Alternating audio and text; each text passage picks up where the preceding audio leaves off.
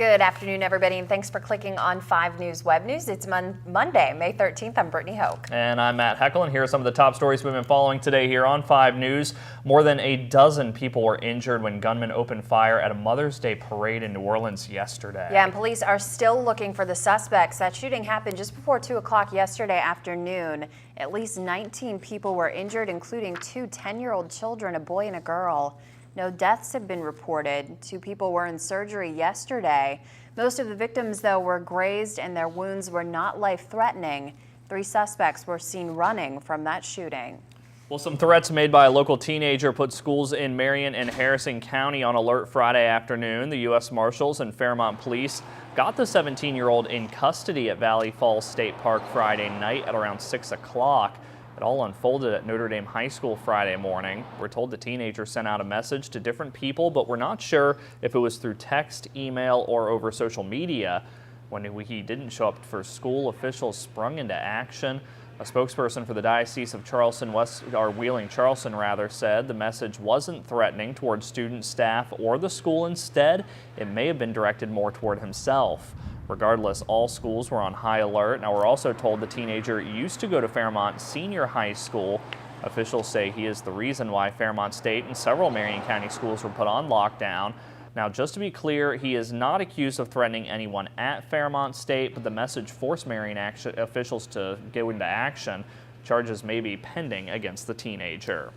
And while police in Harrison and Marion counties had their hands pretty full, police in Mon County were actually saying thank you to a student who alerted officials that a fellow classmate brought a gun to school just the day before. Thursday on 5 News, we told you that a child brought a stolen handgun to Morgantown High School. Now, police were quickly able to find the student who had been reported as a runaway.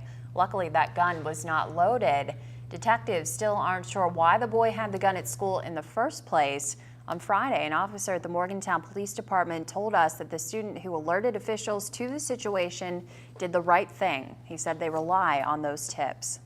Well, we now know the name of the man whose body was pulled from the Tigert River on Wednesday, but police still not releasing many details into what caused his death. Troopers tell us 22-year-old Robert Horner III of Bealington was found by 4 construction workers. His body has been sent to the state medical examiner's office for an autopsy. Police haven't said if they think foul play is suspected, but as soon as we know more, we'll be sure to let you know. And firefighters now tell 5 News that a gas grill is to blame for a fire that completely destroyed a home Friday night in Randolph County. Crews were called around 5 o'clock to a fire on Kings Run Road in Beverly. It took them about 6 hours to get that fire out. Firefighters said that a man had just lit his grill when it caught fire and spread to the home. There were several people there at the time, but all of them, luckily, were able to make it out without any injuries. Meanwhile, Lewis County families without a home after fire ripped through their place on Friday. Shortly after 4 o'clock, fire crews responded to G-Lick Road outside of Weston. No one was hurt, but according to the Weston Fire Department, the house is a total loss. The fire marshal has been called in to investigate. And no one was hurt when a fire destroyed a home in Mon County Friday morning. Now, apparently, a deputy from the sheriff's department was giving someone a ride home when they spotted the fire on Mayfield Road. Now, when firefighters got there, the house was completely covered in flames.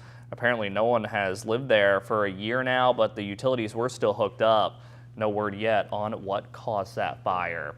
And let's take a quick look at what our newsroom's working on for tonight. For First at 5 and 5 News at 6. First up, more on the Mother's Day parade shooting in New Orleans and how that's affecting some of our area's upcoming parades. Plus, it's going to be a chilly night out there tonight, so we're going to have some tips for you on how to protect those plants you might have got for Mother's Day yesterday. And of course, Chief Meteorologist Ken Meehan will tell you just how cold we're supposed to get and when things are going to be warming up again. That's coming up tonight on First at 5 and 5 News at 6. Speaking of Mother's Day, hope all the mothers out there had a happy one. Absolutely. We love our mothers out there. Of course we do. That's going to do it for us here. We'll be back tonight for First at 5 and 5 News at 6. Until then. Have a great day, everybody.